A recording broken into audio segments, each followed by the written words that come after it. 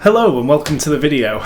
So I thought I'd do something a little bit different today because I get constant streams of DMs, comments, messages saying, what gear are you using? You know, what are you using to film your steam trains? How do you get that really crisp, clear footage? You know, how do you make it look so good? And I promise you it is the gear, it's not me. So I thought I'd run through some of the gear that I've bought over the past 3 years whilst I've built my platform up to sort of 1 million followers. There's stuff that's been handy and useful, there's stuff that hasn't been very good and I haven't used very much, and let you all in on my secrets of how I run my content machine. So I'm Alex Fletcher and you're watching Fletch on Steam.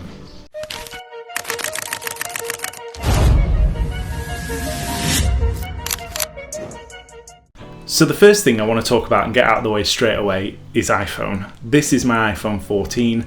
I bought this 2.5 years ago, and it's great. 3 of my super viral videos, I'm talking 50 million plus views on Instagram, was shot on an iPhone. It has iMovie, so you can natively edit videos, and then you can upload them directly to Instagram. It shoots in 4K 60, and it's in your pocket. And that's the point. The best camera you have is the camera you have on you. And I found that out very quickly. I bit a railway just for fun, and I'd realised, you know, I hadn't brought all my camera equipment, and I'd see something cool, bam, shoot it, upload it, millions of views. Brilliant. Most content creators, 95% of what you see out there will be shot on a phone because it's sufficient. As long as it shoots in 720p, you've got enough there to make a reel, and in my eyes, you've already got one. Use it. So yeah, first item on the list, iPhone, super good. Oh, it's hot in here. It's like 30 degrees in Somerset, and I decided to film this in my conservatory. What a smart guy. Anyway, next thing, drone. My drone. I spent about 400 quid on this. I've used it about 10 times. Now, don't get me wrong, it's super cool. It can shoot again in 4K. You can do slow-mo, you can do panning shots. This is the DJI Mini 3, and I've had this a couple of years now. I bought it with all best intentions to do loads of aerial B-roll and things like that, but the thing is, I'm always running from station to station to try and get videos and footage and things like that, and because of that, I don't have time to deploy it. And not only that, I live in an area where there's a lot of airports around me. You can't fly them around airports. I'm flying them over railways, which is a bit hit and miss. So there's a lot of reasons why potentially this doesn't get taken out. If I'm doing a long shoot, then I do have the time to set it up, put some B-roll in and things like that. But realistically, I don't use this as much as I thought I would. I would say if you're starting a YouTube channel or you're starting an Instagram channel, don't rush out and buy this, because it's not necessary. It is nice to have, but only buy this if you've got spare money and you're bored and you want to add more. You know, don't think that you need this, because honestly, I don't use it that much. The next thing I want to talk about is this. Now, this is a DJI Osmo Pocket 3.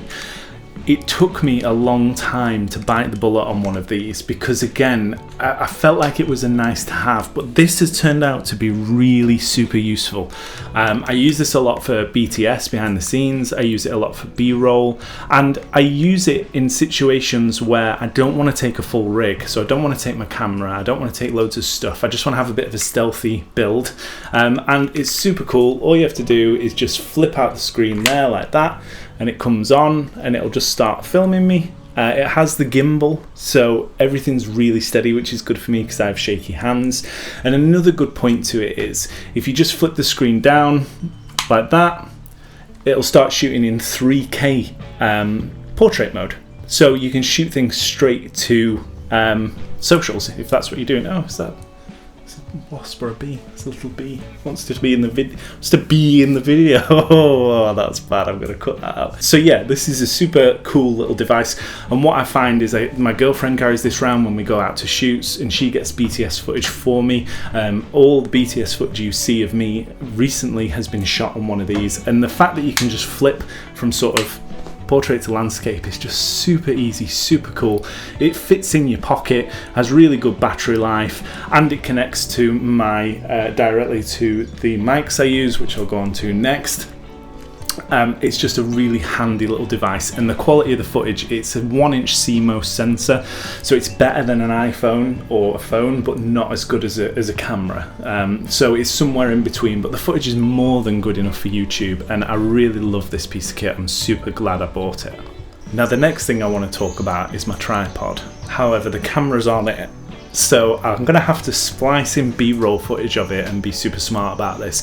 But it's a Smallrig Freeblazer 73-inch, and it is the best tripod ever. It's super light, it compacts down, but it can be massive as well, it can be super tall. And the great thing about it is it has a swivel head on it, so when you want to shoot in landscape, it's its normal setup. But if you want to shoot in portrait, you just press the button, twist the camera over, and you can shoot in portrait for social media clips, and it makes it super easy, because sometimes I go out just to film social media clips, I don't film YouTube. So for me, I can have my camera in whatever orientation I want, and it's a really super cool device, and I think genius, absolutely genius. I think I paid £130 for it. There is another one that's come out which like slides, you press a button and it slides out, and that seems really good, but it's £500 and this was only £130. So yeah, I really love my tripod. It's a real unsung hero of my content machine, because it goes everywhere, compacts down, and it's super light. So the next thing I want to talk about is sound, and I use the DJI Mic 2. Now these have been completely satisfactory. Now I did in college and university, I did sound engineering, so for me it's a little underwhelming, but they do exactly what they need to do. Yeah, they're not going to come out with my Rode mic that I have here, you know, they're not going to create the same kind of clarity and depth in the voice that I have, but when I'm out at a railway and I'm trying to do voiceovers or I'm trying to interview someone, I can't take this mic with me, so this is really handy. It's a tiny little setup, you can see it fits in the palm of your hand.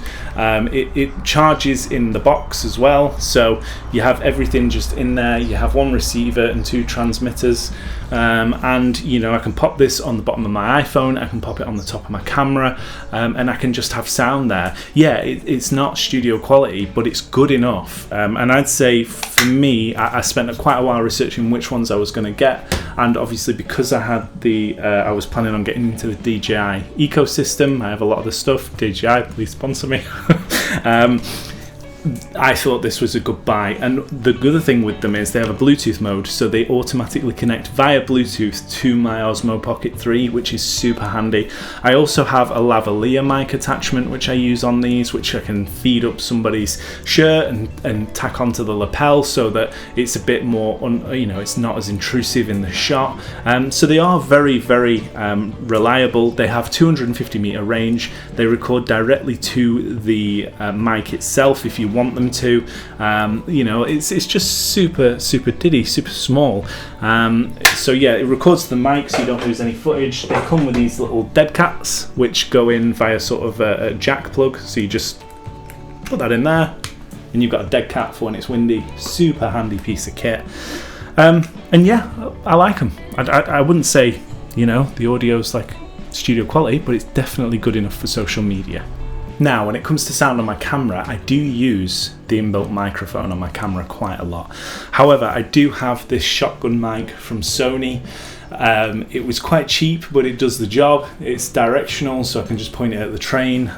It has a dead cat again, which goes on top, which helps you for wind when you're out on location. But I do have to say, I don't spend a lot of time on sound, and the reason is, a lot of people watch my content on phones, and phone cameras are inherently bad for sound. You know, they've got better over the years, but you don't have any bass in there, you don't have any real clarity in it. So for me, I don't think it's that important creating incredible sound. The other point is, a lot of people watch my stuff on mute anyway, so I feel like I'm barking up the wrong tree trying to create incredible sound. Obviously for a YouTube video I'm going to take that time to create better sound and record it through a proper microphone, but when it comes to, you know, doing my social media, I don't put too much emphasis on sound. Good enough is good enough for me.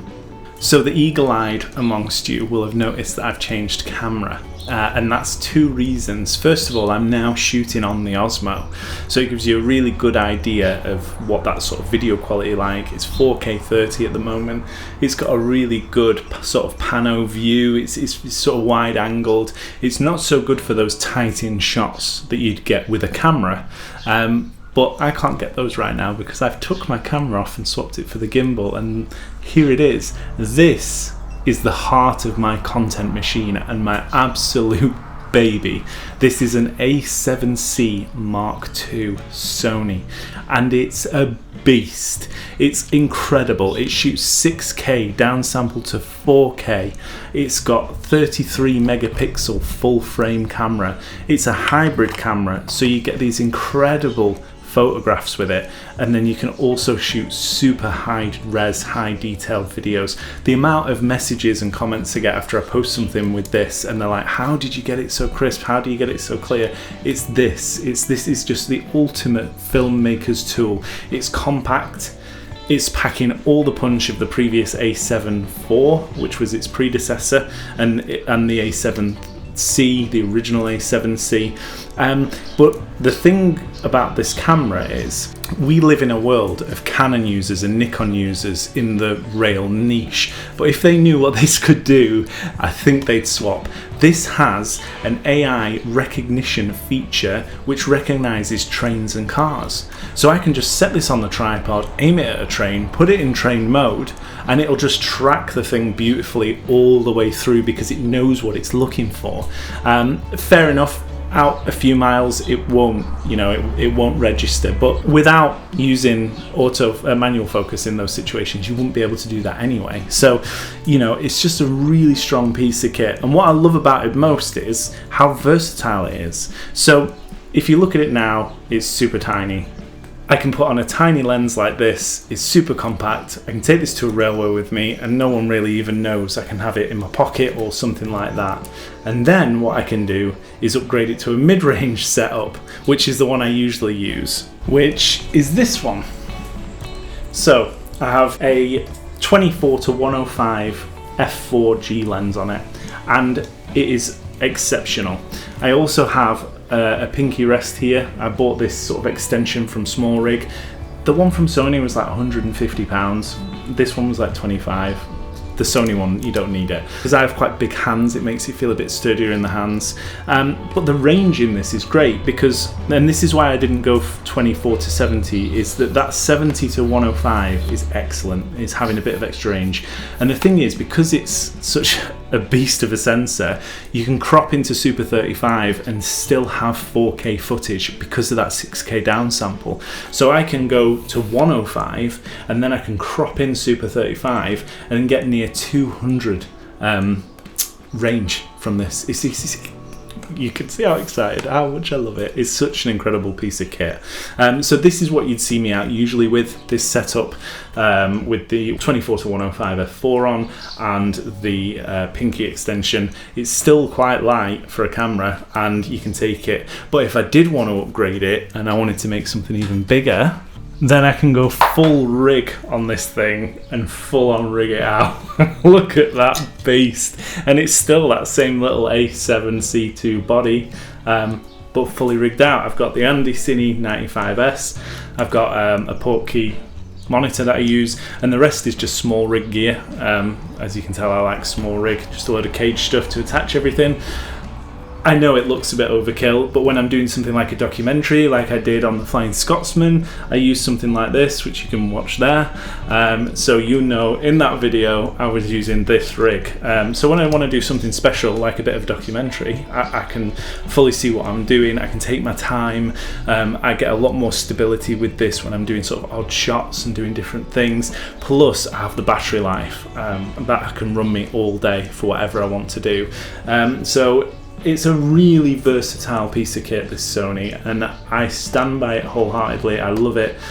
It's part of my everyday usage, and yeah, would never look back. So definitely advise a Sony of some description. So if you've made it to this far into the video, then thanks very much for watching. I appreciate the viewership. Please do click a like and subscribe. I'm going to do more of these style of videos, these kind of life as a content creator videos, gear, you know, how I do my shots, what I do.